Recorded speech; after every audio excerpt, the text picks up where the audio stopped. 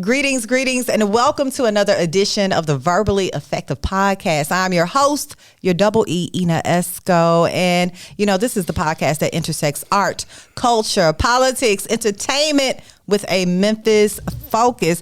And I got one of my good friends in the building with me. I'm talking about we started in radio together a very long time ago. Yep. He is a mixed DJ, media consultant, A&R, all things media. I'm talking about my boy, DJ 007. What's up? Man, I'm good. Back in the M-Town, you know what I'm saying? Just glad to be here. Look, when's the last time you been in Memphis?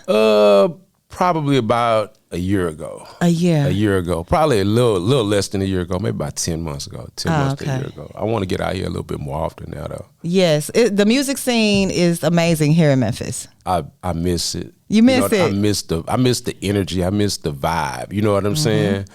We created a lot of great things out here musically. You know what I'm saying? And you have definitely contributed to the Memphis music scene. And I think that I have to kind of tell my story because I think one thing I've been very humble. You know what I'm saying? I don't really speak on a lot.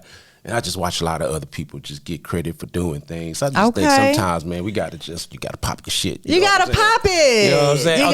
Can I say? Yes. Okay. I'm just making sure. All right. Yeah. Sometimes you gotta pop it, man. You know what I'm saying? Okay, well, you're gonna get a chance to pop it today. I really want to start the pod off with how DJ 007 and I know each other. We started broadcast radio at Hot 107.1 FM, Flynn Broadcasting, over 20 years ago. Yep. And when I say that was an experience. Yes, most definitely an experience. Definitely an experience. Boy. So what year did you start at Hot? And talk to us about your experience there. I started off at the end of 2002, going into 2003. So I got here, I think, like in that November, if I'm not mistaken, like around that time. So, yeah, Hot 107 was definitely a interesting place. We definitely did the most with the least.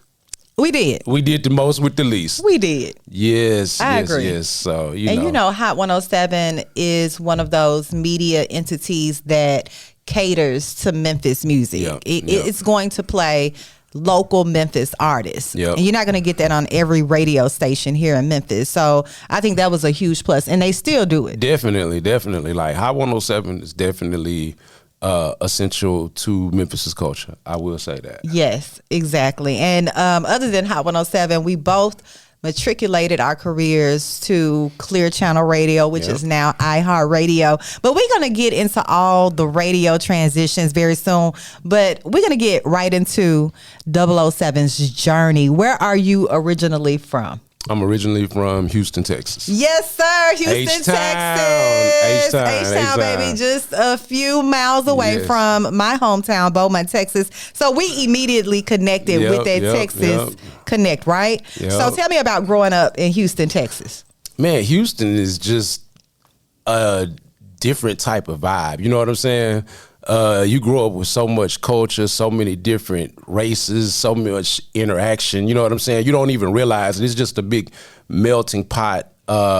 Houston is just a very diverse city. You know what I'm saying? Musically, it's just in a space by itself. You know what I'm saying? Like Houston, definitely for like the independent movement in hip hop, was a very essential space. Of course, Houston definitely has created some legends, and we've got our own legendary sound and whatnot.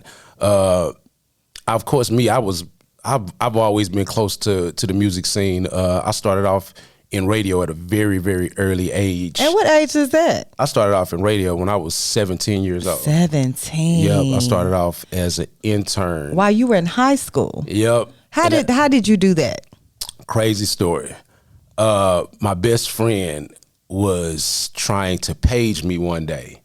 That's when we had pages. Yeah. So he was trying to page me one day, and he was a number off.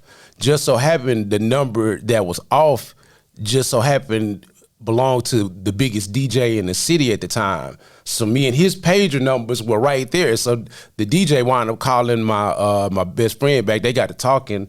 So he told him to come down to the radio station because they were doing internships. And of course, I was already a DJ. You know, I've been DJing probably since I was 11. 11? Yeah, 10, 11. I started off DJing when I was like in the mixers and everything. Grade, 5th, 6th grade. You know, I mean, that's when I started really attempting. I'm going to say probably by the time I was like in the 8th, 9th grade is when I was a little bit more, you know what I'm saying? But I started like in 6th grade, 5th grade, somewhere like up in there. Yeah. Okay. And interned at 17 at, is it Hot? What was the station? At Magic 102. Magic 102. Because I'm trying to think of the stations in Houston. It was Magic and what's it? Magic and then 97.9 The Box. 97.9 The Box. Then I'm transferred to 97.9 probably by the time I was 19. So I was interning and starting my journey over there at Magic, and then 97.9 is the place where I actually got my opportunity to actually be on the radio mixing. And I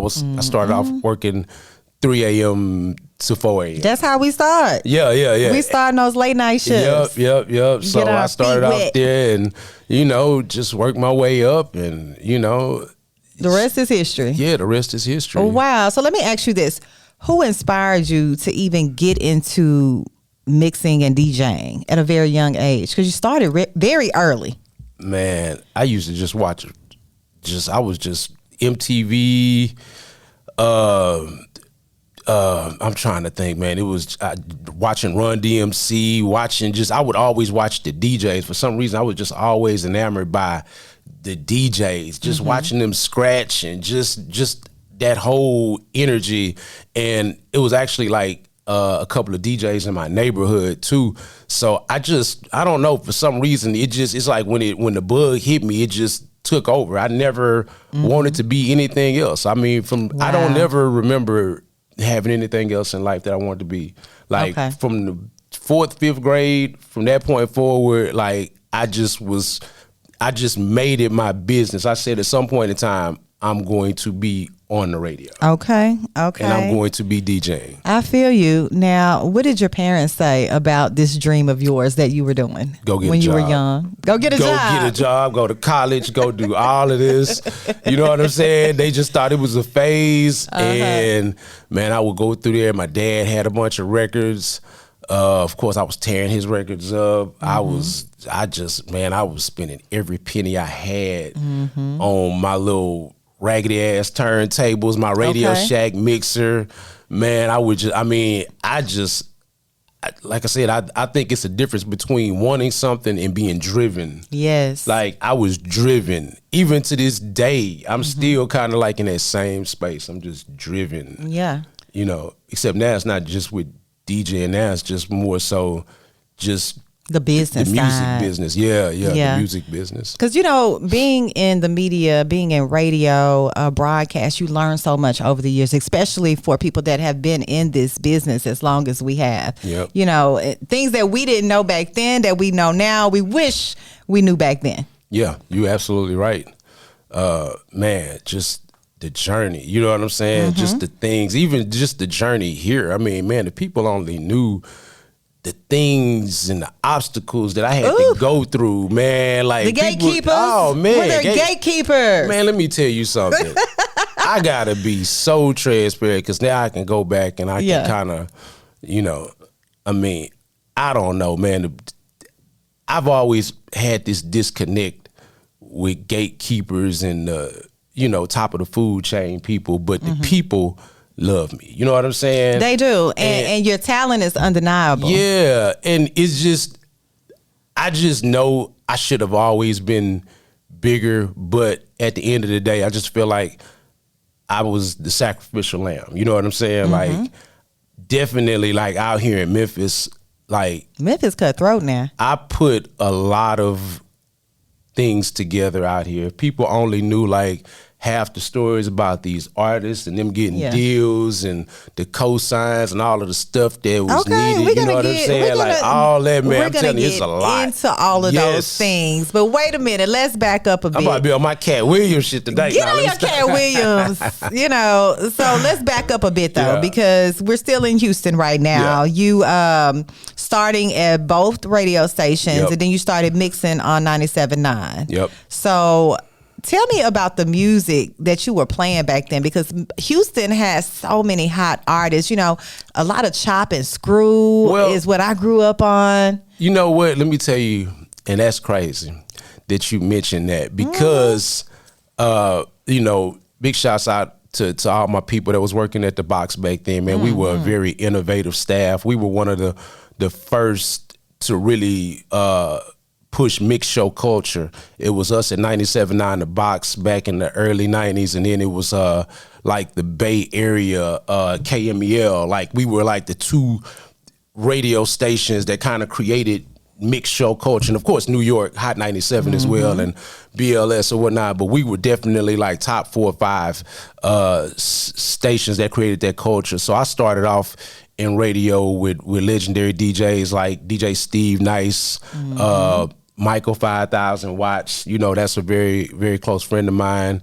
OG Ron C, you know, and people don't even realize OG Ron C is one of the biggest DJs out the South, but he started off as the van driver at the radio station. You know what I'm saying? That's how it go. Yeah, you just never know, like, the people that you will meet in this journey. That's why it always, you know, makes sense to treat people the right way. But man, we did a lot for the culture. You know, I was cool with DJ Screw. I used to always see Screw. I met Screw like before the whole Screw movement became popular. I knew his cousin. His cousin was actually one of the guys that got him moving in the right direction DJ wise, and I used to watch his cousin Donnie DJ a lot. So I watched Screw's whole movement, and my cousin was actually like one of Screw's best friends, so he was the person with the camera all the time. So he kind of caught that whole Screw movement from about 92 to 2000. My cousins got everything. So just to watch Houston culture grow. And one of the things that happened at the radio station was me and Michael Watts were very, we moved forward with a lot of Houston music at a time when Houston music wasn't popular to the elite people in the city. You know what I'm saying? It was big in the streets, but we saw the movements coming. We saw Lil Kiki coming. We saw Fat Pat coming. We saw all of this energy. And the other DJs were basically focused on New York music, Atlanta music, and we're telling them like, look, man, I'm telling y'all, this is what's taking over the streets right now. So even in a situation like that, I was a sacrificial lamb. You know, they wound up making cuts. They let people go, and me, and at the time, Watts wound up getting back, but me, Watts, and a few more others, you know, were let go. And I was real young. You know what I'm saying? I didn't understand the politics. I just was passionate about what was going on, and I'm like, man, no, this is not what they own. They own this. This what y'all need. The Screw is gonna be the next thing. And they used to just look at us like, man, ain't nobody gonna listen to that shit outside of Houston. That shit ain't going nowhere. And I'm like, man, it was the culture and music. Yep. So wow. So when they let you go, what happened for 007 next? I probably went a little while without being on radio, maybe about a year and a half, and then I got the opportunity. A little while. Probably like about a year and a half, and then I wound up going to Tyler, Texas. Tyler, what's in Tyler? Isn't Tyler near Dallas? Tyler is in between Shreveport and Dallas. Okay, gotcha. So I wound up going to East Texas. We started a radio station out there called The Blaze, because I just wanted to be on the radio. So I just left Houston. Like one day, my boy Ice, Luscious Ice, who actually became the program director at Hot 107. That's how I got to Memphis. I remember Luscious. Yeah, so Ice wound up getting a job in East Texas. He called me and asked me did I want to come, and I jumped up. I just came. I left everything in Houston, and I went to the radio station, and the radio station didn't even put me on payroll. Ice just gave me some mix shows. He said, hey, look, if you come down here, I'll let you mix at 5 o'clock, and you can mix at night. And you figure it out. And I mean, I'm the type of person I figure out how to make some money. I mean, if you're gonna give me the mix shot, I'm gonna get out in the streets and we're gonna put something together. You know what I'm saying? And what people don't understand about radio is, like you're saying, you went to a very new station. A lot of times when you jump into radio, it's not things that you think you fit to make all this money. No, you about to put your work in. You about to network, make connections, and leverage that whole relationship. That's absolutely right. Wow. And that's my whole journey. I don't know what it's like to get checks from radio. I don't know what it's like to be on. It's very fickle. It's a very fickle business financially. I've never been on salary. I've always been an hourly employee. I'm always the fly on the wall. That's me. I'm like, when I was young, I'm just the fly on the wall. I'm just getting all these opportunities. I'm watching all these things happen. I'm meeting all these important people. Like, I've literally met every artist that you can think of that I've ever wanted to meet. Like, I've been around Biggie, Puff, Kim, Mary. Puff. You've been around Puff. Because Bad Boy was one of their hubs, was Houston. So when did he have any freak off parties in Houston you attended? Oh no! I just wanted to know. I just wanted to know. No, but man, let me tell you something though. But Houston, man, we did a lot early on, and just to meet all of these different people and go to all these different situations, man. Just being able to move around a certain way. I got spoiled with just always getting in places free, always meeting all the biggest artists. There are a lot of perks. Yeah, and then I'm DJing the biggest parties. I mean, like I said, I was extremely young. In every situation in Houston, I was always the youngest person at the time. You know what I'm saying? So it's definitely about creating opportunities for yourself in this business. And that's what people don't know. They think, you know, they look at you, they look at who you're around, they think, you know, the events that you're associated with, and they think that you got all this money. Now, maybe you work something out with somebody for your services, but it's a cold business. You got to go over there. Out. Yeah, you got to go over there and figure it out, bro. And you got to figure it out. The one thing about me, I've always had to just think outside the box. I've never been the person that people or tastemakers just give an opportunity. They'll help everybody, but when it comes to me, it's always going to be some type of excuse. So I'm used to just always having to start at the bottom. I wouldn't know what to do if somebody just gave me some money and told me, you know what I'm saying? So I'm the type of person I eat what I kill. Okay. You know what I'm saying? And ain't nothing wrong with that. I eat what I kill. Because it really puts a fire up under you, and you really learn the business and the craft. Now, this is what I want to know. How did you end up in Memphis 007? Man, how did you get to the Bluff? It's crazy because I was DJing, and I was at the radio station in Tyler, and Ice wound up going to Philadelphia. After he left Tyler, he wound up going to Philadelphia to work, and I was thinking I was going to wind up going to Philadelphia. But then one day he called me and told me they let him go. But while he was on his way back, getting ready to drive back to Houston, one of the consultants that he worked with told him that they wanted him to interview for this radio station gig in Memphis at High 107. So he wound up getting the job at High 107. And what's crazy is that about 2 months before that, for some reason, Memphis just started popping up in my brain. I started getting like records from Memphis, Kingpin, Skinny Pimp, and Kia Shine, TVs and Wang, and it was just all kind of energy about Memphis that just kept coming to me. Like every week, it was something about Memphis, and I didn't know anybody in Memphis. I didn't know, so I didn't know where it was coming from. And then when he called me and just asked me, like, man, I'm getting ready to go to Memphis, man. What's up? What you want to do? And I'm like, I was getting good money in Tyler, man, but just, living in a smaller city, I just needed to make a move. So I was either going to go to Dallas or I was going to go to Memphis. And I said, well, just whichever opportunity comes first, because I was kind of dealing with my boy Steve Nice, who had just got the K104 in Dallas. So Steve was trying to get me the K104, and Dallas was right up the street from Tyler. So I was going to be able to kind of, go to Dallas, go to Tyler, and I could create my situation. But when Ice called me with the Memphis situation, I just jumped at it. So, and what were your immediate thoughts when you hit Memphis? Man, I was just culture shock. Culture shock. Many people say that. Yeah. And why is that? I wound up going to a restaurant to go get a barbecue sandwich, and they put coleslaw on it. You and was like, what is this? I'm like, I thought they messed my order up. I was hot. I was like, what the hell is this? That's like, not very Houston-like. Yeah, it's not. So that was just some of the things and just some of the stuff that I was like, your first couple of days somewhere, it was just, you know what I'm saying? Like, it was exciting, but it was just different. different. You know what I'm saying? But I definitely like grew to appreciate a lot of these things. You know what I'm saying? Yes, like sir. I love coleslaw now with my hot dogs and my barbecue. You can't have it no other way. I can't have it no other way now. You know what I'm saying? So you were at Hot 107 when Kegel was there? Was Kegel still there? I was there. Kegel had left. Okay. Boogaloo was the program director. Yes. Yep, Boogaloo. What's up, DJ and Sue, Boogaloo? Superman. Yeah. Was Devin there? Nah, Devin had been gone. Devin had probably been gone about 6 months. Okay.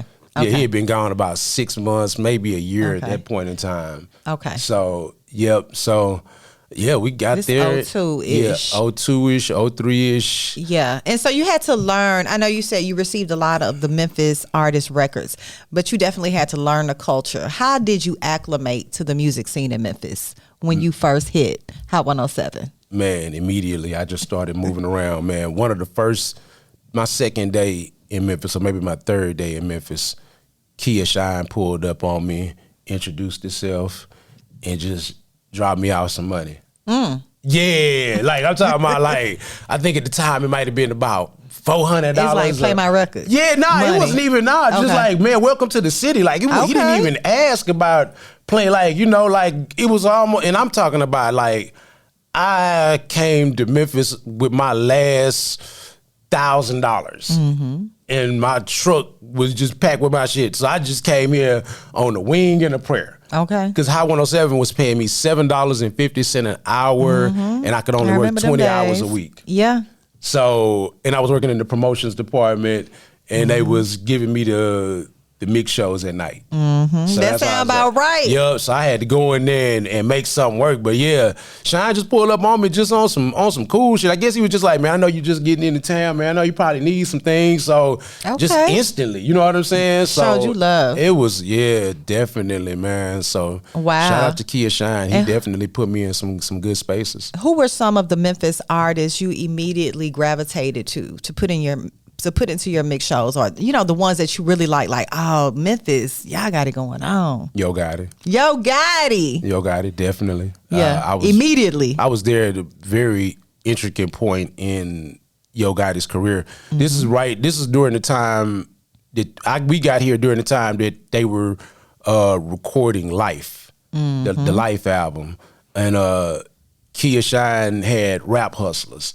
But at that point in time, the Rap Hustler situation was kind of in transition because Frost had went to jail and Shine was trying to hold everything down. So he doing everything he could to try to get this Life album done for TVT. And that was kind of like the breakout moment for Gotti. But Gotti was definitely, that was the energy that I was getting when I got into the city. And that's the thing with me. I just go wherever the energy is at. Like, if they telling me the hottest person is Yo Gotti, then that's what I'm looking for. But like Yo Gotti, I think at the time, like Mac E. Man, I'm trying to think.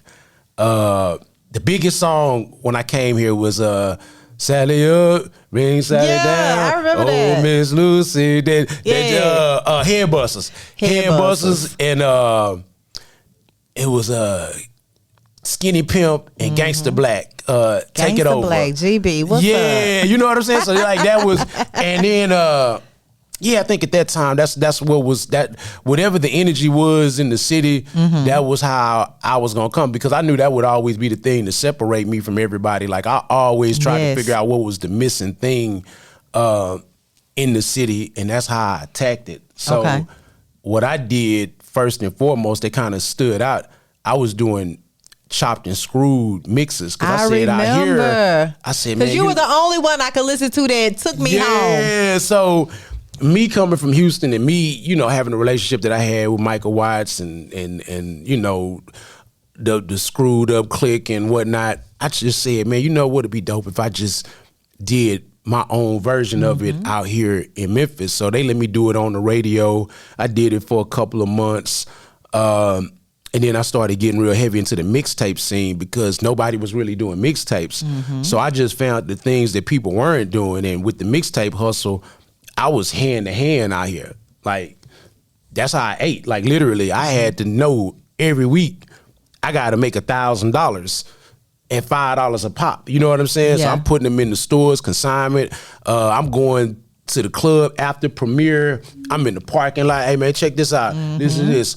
And I'm doing this not just in the city, but all of the smaller surrounding cities as well. That's so how I would be in Mississippi, I'd be in Arkansas. Yeah. You know, and that was just my whole thing. Everything I've ever done, I've always had to do it the hard way. Like you were everything, growing your brand. Yep. That was what I was doing. But at the time, it just was, man, I was trying to eat. You know what I'm saying? Yeah, and that's how I go. Now, 007, you used to have a show called Indie Day Radio. Indie Day Radio. Yep. Indie Day Radio. On 97. Yep. And that show was on for 15 years. Yes. 15 I years. remember. Man, we broke everything. Everything that came about the city, let's just say from 05, 06 to 2020. I remember. Almost 2021. Indie Day Radio. I had everything came through me. You know what I'm saying? I remember.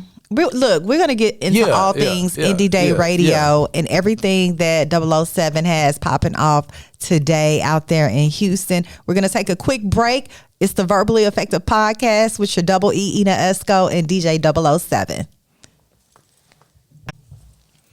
Hey, we're back on the Verbally Effective Podcast. Hey, it's Ina Esco, your host, and I'm sitting here with my good friend, DJ 007, mixed DJ, media consultant. Yep. And we're jumping right back into the convo. We were talking about Indie Day Radio. First off, you were at Hot 107. Yep. How did you transition to Clear Channel at the time? Man, you know what's crazy?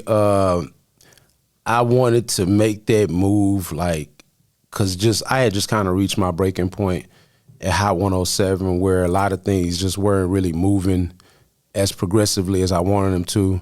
So I kind of started building a bridge, and actually that's when me and Mike T started getting cool. So Mike T, because I had already kind of been rocking with Devin and Nate. That's who I was rocking with. I was rocking with Nate. Not Nate Boogie. Not Nate Boogie, but Nate, the program director. The program director, Nate, at the time. So me and Nate, I used to always see Nate out and about. So, you know, me and Nate got to be cool. And then with that situation, Nate kind of got me over to Devin. And then at the same time, I was formulating a relationship with Mike T. So really just kind of all three of those things kind of came together. Nate wound up leaving, the old guard wound up leaving, like Nate left, Bruce wound up leaving, and Bruce was like the operations manager at the time. So when they were making that transition, I kind of found a way to get in there. I was actually going to go to either K97 or at the time it was Power 99. And Power 99, my old consultant, my old program director from Houston, was actually the consultant for Power 99. So I was waiting on him to give me a call back. And just so happened, Devin Steele called me back and offered me a part-time job. So I was either going to take a full-time job at Power 99 or a part-time job at K97. So I was kind of thinking to myself, I was like, which one? You did right. I know I could go get more money at Power 99, but I'm like, K97 ain't never going nowhere. Power 99 was a new radio station. That's why I said you did right. Yeah, definitely. I left K97 and went to Power 99. They offered me a ladies' night show on Friday, and it was a new format, new station, and that was exciting. And I wanted a change, but they only stayed on air for no more than 2 years at the most. 2 years, Then it flipped back. Yep, sure did. So you did right. So how was it going to K97 from Hot? Man, it was night and day? Life-changing. Yes, night and day. Like, man, just everything was just night and day. You know what I'm saying? They were more corporate. Way more corporate, way more professional, definitely organized, and, you know, just being around Devin. Devin is one of the most innovative people I've ever met in my entire life.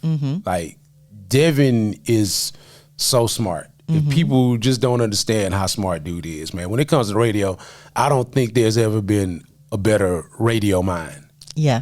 And Devin still is. Yeah, definitely. And that's why he's doing what he's doing. Yeah. So indie radio. How did you come up with that concept? And I mean, your following is huge. I know you've developed so many relationships from indie day radio. Man, let me tell you, have broken careers. Let me tell you about how that got started. Tell me. Indie day radio was basically at a certain point. Clear Channel said that there had to be 2 hours of local programming a week. So I was basically doing something that nobody else wanted to do. It was kind of like the crumbs from the table. Nobody else wanted to do it. Nobody wanted to really deal with local rappers or local, you know what I'm saying? That just wasn't appealing. But me, I'm just, I just know what's out there in the streets. You know what I'm saying? So I just took it. I was like, yeah, I'll do it. So, like, once again, just making something from nothing. And, with me being so connected to the streets, that was always the first thing that I did. Every time I go to a city, I go get in the streets. I go to the hoods. I go get up whatever street niggas got going. You know what I'm saying? Like, I'm always connected. I've never been scared. You know what I'm saying? Even Memphis's heyday, I'm in the places ain't no DJs at. Let me tell you something. Ain't no radio personalities. If y'all knew how I know where are these places? Oh, if y'all know how I know these rappers, I've seen things that you just can't. You know what I'm saying? Like, yeah, I've really seen like people who are doing what they say they do. I've seen them actually doing it. Let's just say that much. You know what I'm saying? So I know these people a little bit more intimately when it comes to the inner workings of the streets. So with my radio knowledge and my street knowledge and my relationships, I just kind of put everything together, you know what I'm saying? And I just would always look for whatever was hot in the club, whatever was hot in the streets, whatever was hot in Mississippi, Arkansas, anything in any surrounding area. So you Houston, even went Dallas, to that tri-state area, yeah, the whole Arkansas, Mississippi. I noticed you were one of the ones tapping into the other states here. Because we border all of those states. Nobody else would do it. Yeah. People in Arkansas had never seen a K97 DJ. You know what I'm saying? So I could go over there and get a different type of money. So that's why while they were out here fighting to make $250, $300 from a club, I was going and getting the door. You know what I'm saying? Half the door at some spots in man, what part of Arkansas was we in? We was in Blytheville, Jonesboro. That sound about right. Lepanto. Shout out to Arkansas. Man, West Memphis, Forest City. That's you know what I'm saying? Yeah. Like I was everywhere. So that was just one of the ways I created my network. And there would always be somebody hot in these little areas. So I would just make sure they had clean music. If they had real energy, I was on it. You know what I'm saying? And in Mississippi as Mississippi, Arkansas, of course. I always kept a connection to Houston, Dallas. So if it was anything that was hot around the area, or if it was something that kind of would be good in Memphis, if I felt like it could translate to Memphis, I was on it. You know what I'm saying? Yeah. So when I broke a lot of artists. I mean, man, tell me about some of those artists. Tell me your top 3 artists that come to mind when, you kind of changed the trajectory of the local music here in Memphis.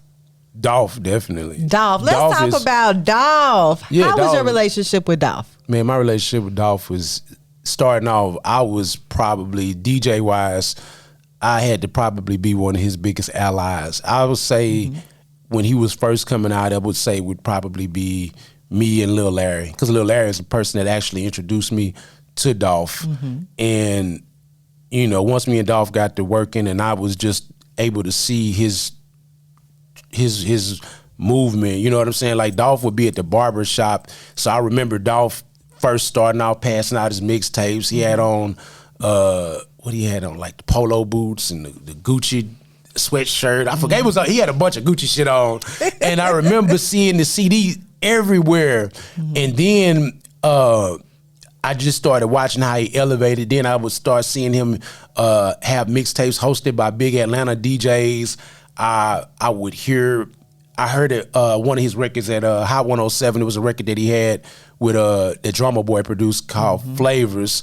And I called Larry and I'm like, man, Larry, who is this Dolph dude, man? What's up with him, man? I really want to know what he got going on. It seemed like he got real motion. So me and Dolph met each other, man. We got to working and I'm kind of the person, I'm not saying I discovered anybody, but I'm the person that brings what's going on in the streets to the ear of the DJs, to the radio station. I introduce him to Devin. I introduce him to Mike. I introduce him to that part of what was going on. So he was able to forge his own relationships, and he wound up buying a booth at the car show, the Dub car show. He sponsored the K97 booth. And from that point forward, once he did that, man, him and Devin got to be so cool, and that kind of created the relationship with him. But I would definitely say Dolph, man, it's just so many artists. It ain't really too much that I mean, Dolph would definitely be the person that would stand out. Boogie, Bag, okay. Juicy Fruit. Juicy Fruit is another big Juicy standout. Fruit, hot. Yeah, definitely. I need the world to know that. I was rocking with Juicy Fruit when nobody was rocking with Juicy Fruit. Lil Migo, man, it was just so many. Now, the names you just mentioned. Yeah, I definitely had my hand in a lot of situations, and definitely helped a lot of these people network and get to a higher level. Like, people would always come out to a better situation after dealing with me. I can't say I took anybody to the top, but definitely I made some but great people like you are needed, because you gotta know somebody to get your music on. Like, I'm sure Dolph probably had the ear of the streets. He was out in the streets slanging his CDs. Somebody had to make the connect for Dolph. Yeah, somebody That's had. how it works. You got to have glue people, man. Like, people like me are so necessary, just even to the entire ecosystem of what we've been able to create in Memphis. You know what I'm saying? You have to have somebody like me that's at the top of the food chain to bring it to the other guys. Big shouts out to DJ Q, shouts out to DJ Coop out there in Nashville. These are some DJs I've been able to have some type of influence with. DJ D Nice, you know what I'm saying? These are people that I saw at early stages that I would just put my hands around, and I always saw something. So my thing was always to give game to the youngsters, because I seen how the other DJs and other people wouldn't, you know what I'm saying? Yeah. And I just remember being on that other side of it. So just when it comes to dealing with the artists, a lot of people don't really see the finished product. I'm able to look at it in its embryonic stages and can tell you, like, hey, dude gonna blow. This record right here, it's gonna go. Hey, I'm telling y'all, such and such. I just made so many connections with so many people. Yeah. I just didn't get the money. You know what I'm saying? Like, I did a lot. You know what I'm saying? Like, a lot. Yeah. So, it opened up so many doors, and it just kind of put me in a position to make a natural transition to being a facilitator. I don't know what I am now. I've been a manager, a consultant. Yeah. I'm some of everything. I'm whatever the moment is calling for. That's what I'm gonna be. Okay, but that comes with a price as well. Yeah, right? It comes with a price. Yeah, definitely. Because you have learned your lessons along the way, and then paperwork too. That's the one thing. That's the one thing. Paperwork. You gotta have your paperwork together, man. If you don't have your paperwork together, man, let me tell you something.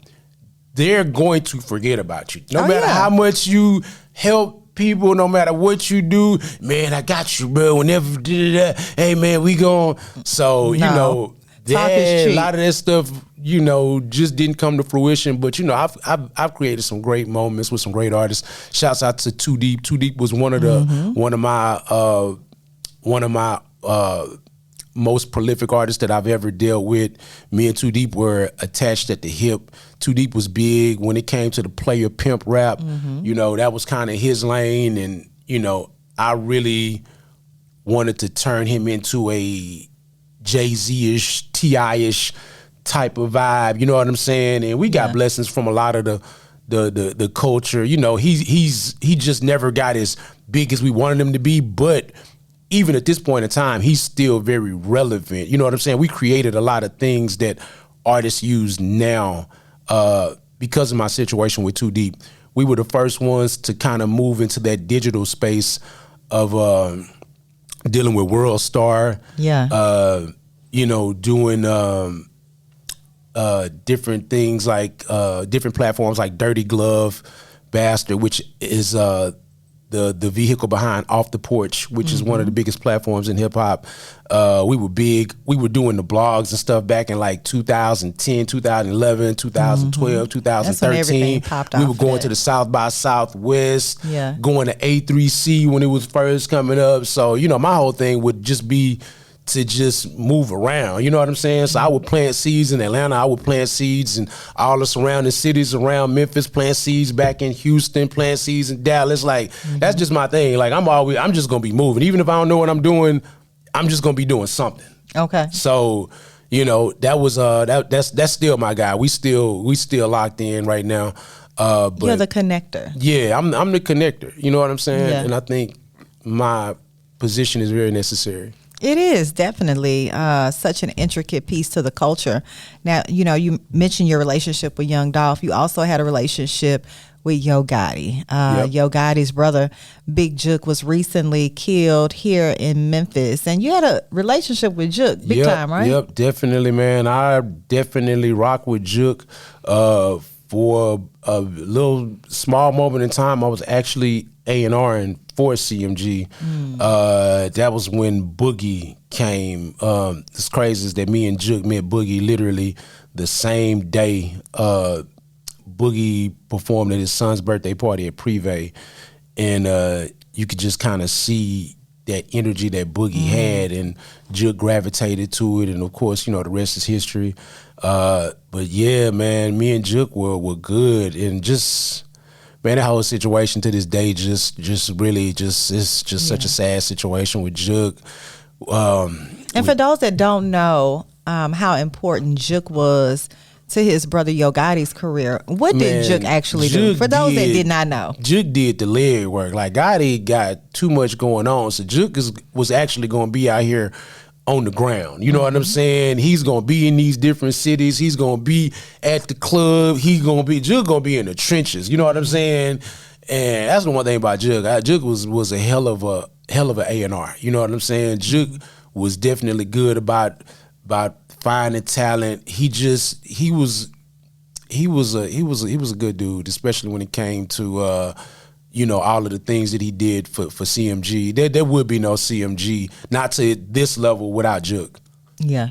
Wow. And it still continues. I've been reading different articles about Yo Gotti's empire, millions. 100 million. He was in Forbes for 100 million. 100. So it's still going. I've watched that situation from when he got his first $60,000 from TBT to that $250,000 with Birdman, to him buying himself out of all these deals, to now him being up 100 million. So, like, and his empire is diversified outside of music as well. Man, like, Gotti is always, people don't understand. He's done a great job for himself. Gotti was always genius level smart. Like, man, Gotti be out here talking all that street shit, doing all this shit, you know what I'm saying? But people didn't understand. Gotti not smoking, he not drinking. He doesn't do any of that. Clear head. Yeah. Man, he's methodical. You know what I'm saying? Like, always 10 steps ahead. And that's why when Gotti got with Jay-Z, I kind of knew where it was going, because they kind of,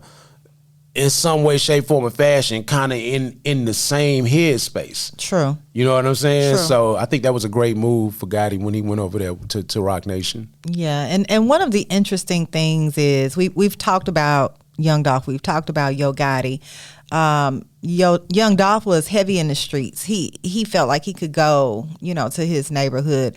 We never see Yo Gotti in the streets here in Memphis. Like, you will not know Yo Gotti is in town, and I'm sure that's by design. Yeah, I mean, now, but I mean, it was definitely a time when Gotti was definitely in the streets. Even when he was getting real money, he was still, you know, around, still pull up in Ridgecrest, still pull up in North Memphis. You know what I'm saying?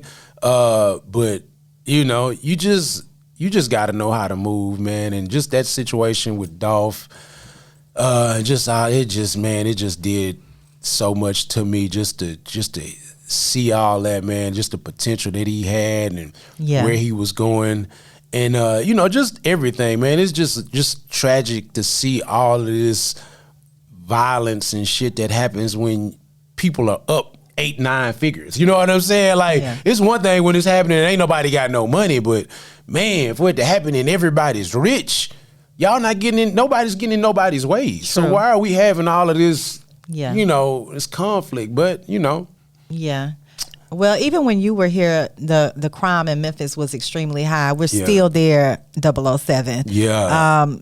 And I know you're in Houston now, but you probably hear about our crime rate all the time. Man, it sounds so bad. If I didn't know what was going on in Memphis, I'd be scared to be That's there. the perception of Memphis. Like, people don't understand, but I try to tell them, man, it's really how you move. If you know how to move, you're gonna be all right. You know what I'm saying? You just can't be in the gray areas. You know what I'm saying? You got to be where you need to be. If you're not there, hey, you moving at your own risk. But man, I love Memphis. You know what I'm saying? And I'm always gonna support Memphis. I'm always gonna be pro Memphis. Of course, I needed to get up because my family's in Houston, and I just feel like it's more opportunity for me to do what I need to do to grow my business. It's just so much stuff that's going on in Houston. There's so much stuff that's missing in Houston. And I think moving to Memphis kind of took me a little bit further ahead than most people in Houston, because the difference between Houston and Memphis is, in Memphis, music is a business. In Houston, music just feels more like a hobby. It's like you got some serious artists out there, but you got a lot of them. They're not really knowing what it takes to get over the top. And with me watching so many successful situations out here in Memphis, I've got an idea as to what it takes. You know what I'm saying? I've been attached to real success out here, and going out to Houston, I'm just trying to kind of spread that same vibe and trying to see what I can create. But the one thing I will say is I'm really trying to diversify my ear now. I'm really trying to put myself in different situations. So one of the things that I'm doing... Other than hip-hop. So one of the people that I'm working with right now is a Memphis artist that's actually growing at an exponential rate, and his name is Anthony Q. Yes, I know Anthony Q. Soul singer. R&B, okay, R&B, soul, whatever you want to call it. soul singer. Man. Now, he got that voice. I saw him at a festival. He was singing some R. Kelly. I said, who is this young man? Them numbers are so crazy. Them streaming numbers is going through the roof. Good voice. So I've been working with him really over the last 2 to 3 years, and he was kind of moving more into like a rapper. From what I could see at that time, he was moving more into a hip hop space. And one day I just was telling him, I'm like, man, like, don't do that. I just think you need to be more on the soul music side, because your voice is so unique. Even though it's not the most popular thing to do right now, I just feel like you'll stand out in that space. And I think he was already thinking that. I just kind of confirmed it for him. And once he did it, man, it's just been crazy. I mean, man, the numbers that he's doing right now, I can tell you right now, he's definitely going to be a success story. So, I agree. I'm really attaching myself to that situation, and just, dealing more so with producers, and just trying to find different ways to diversify and, get to that real bag. That's what I'm trying to do. And really, your career in media has come full circle. You started in Houston, came to Memphis. I think parted ways with iHeart around 2019, 2020. Yeah, 2020, like the end of 2020, going into 2021. Right, and that's around COVID time. Yeah, that's when when COVID jumped off. Yep. You moved back home. How was it transitioning back home to Houston after being gone for so long? Crazy. Man, let me tell you something. I can imagine. That had to be the hardest thing in life to do, because you're having to pack up, take your family, it's in the middle of COVID.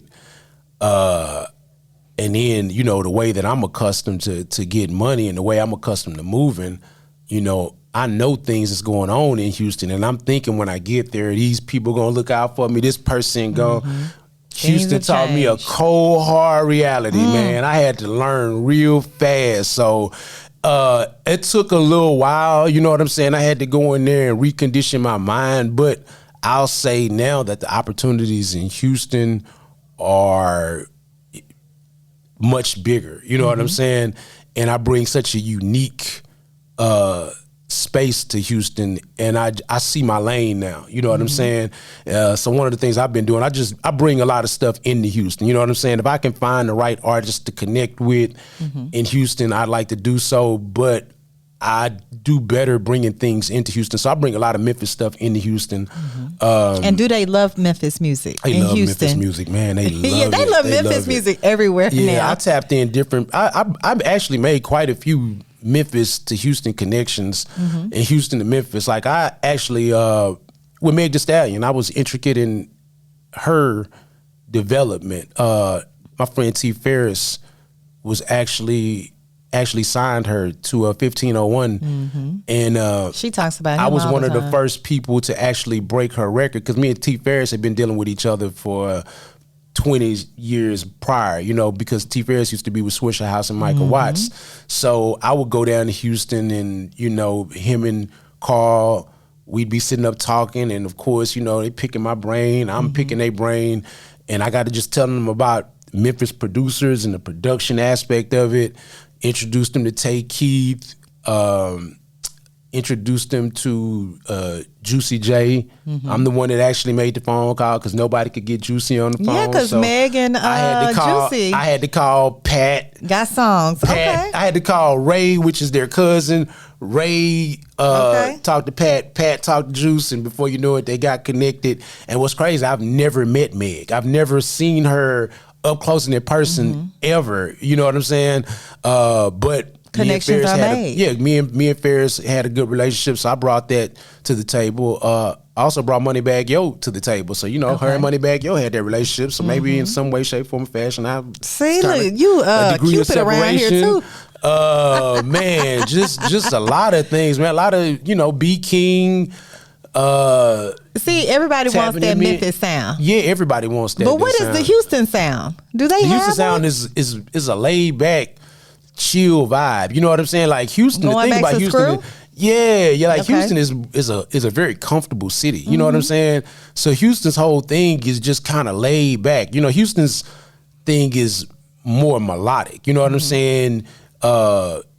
Big Mo. You know what I'm saying? And they heavily promoted like Scissor, right? Yeah, So, you know, we promoting, you know, I'm slow lit- down. I'm We just, laid you know, back on that Scissor. yeah, you know, but we move at our own. We move at our own Yeah. pace. But it's more of a. Houston makes more riding music because we in Right. our cars for long periods of time because we got so much stuff that we got to do. You got the city's so Come on, big, Houston. so you in your car a whole lot. So the music is just different. You know what Yeah. I'm saying?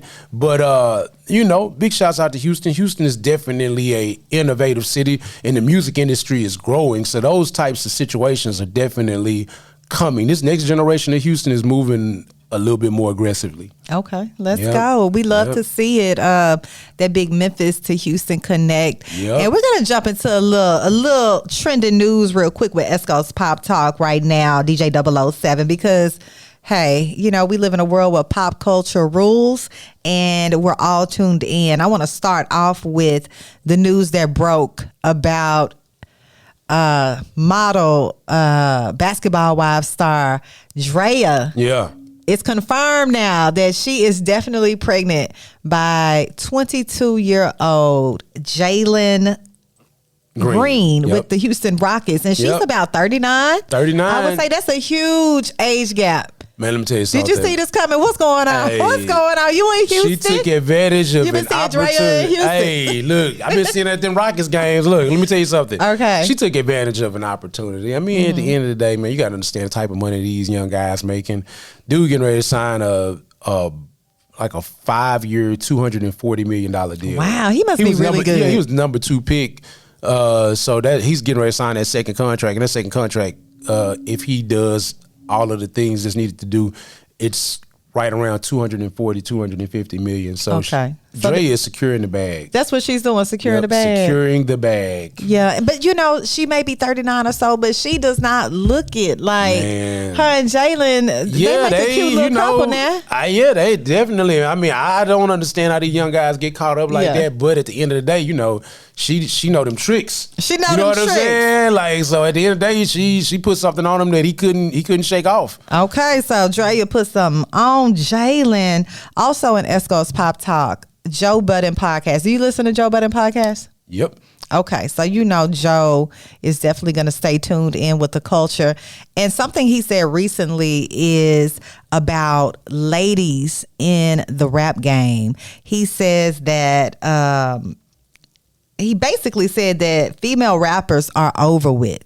He says that a lot of them have been plants in the industry.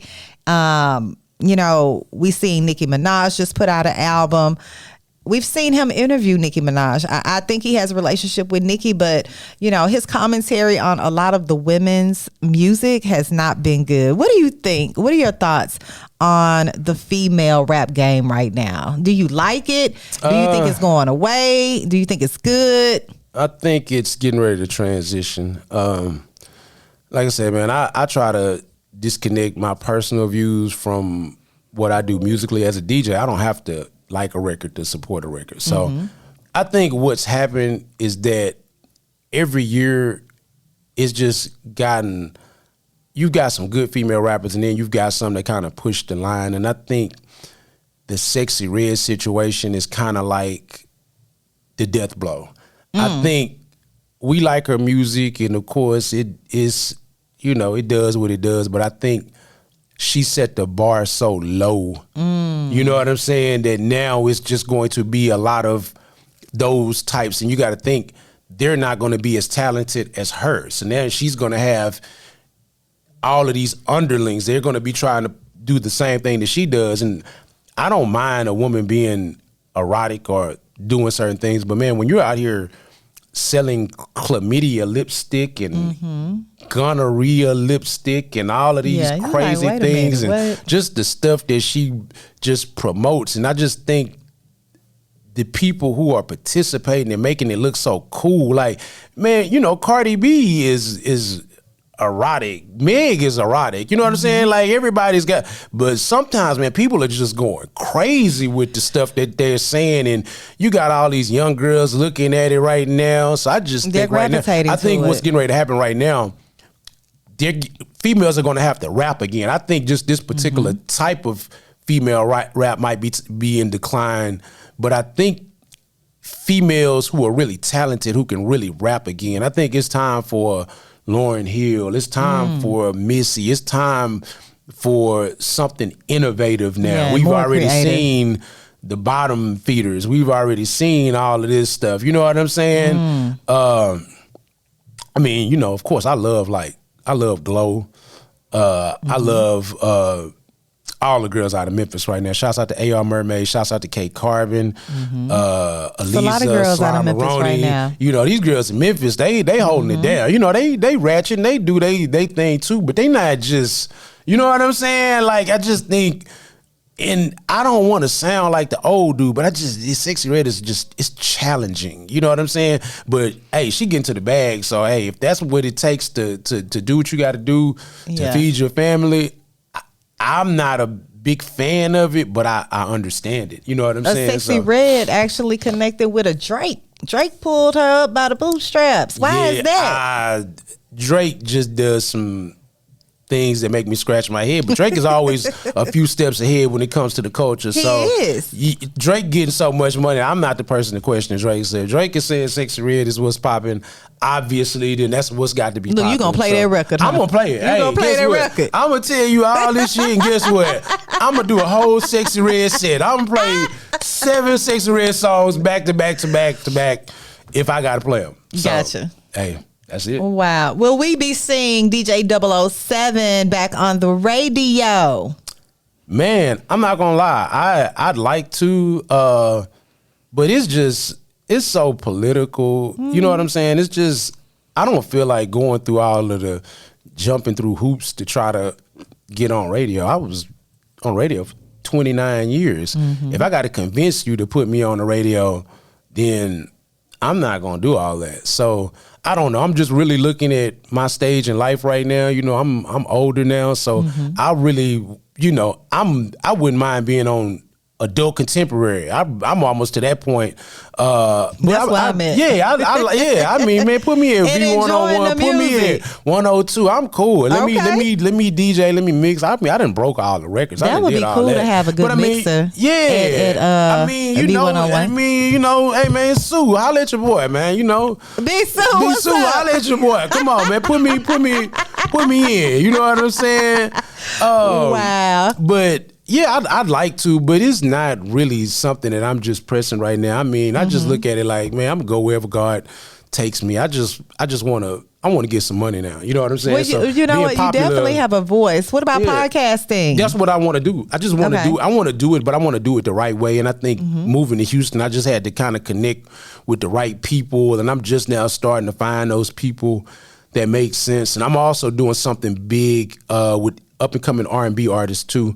I've got a platform called Flavors that me and one of my partners in Houston we're doing, and it's going to showcase up and coming R&B artists from all around. You know what I'm saying? So I want to give R&B artists a platform like how rappers have, where they can do their one mic drops, they can promote their projects, interviews, all of that different stuff. I want to be able to cater to R&B artists because R&B artists don't really have a consistent space that they could grow in. So that's something that I'm working on right now. So that and just getting more knowledge on the publishing side and really just trying to get to the money. I mean, I've figured out how to get popular. I've been popular since I can remember.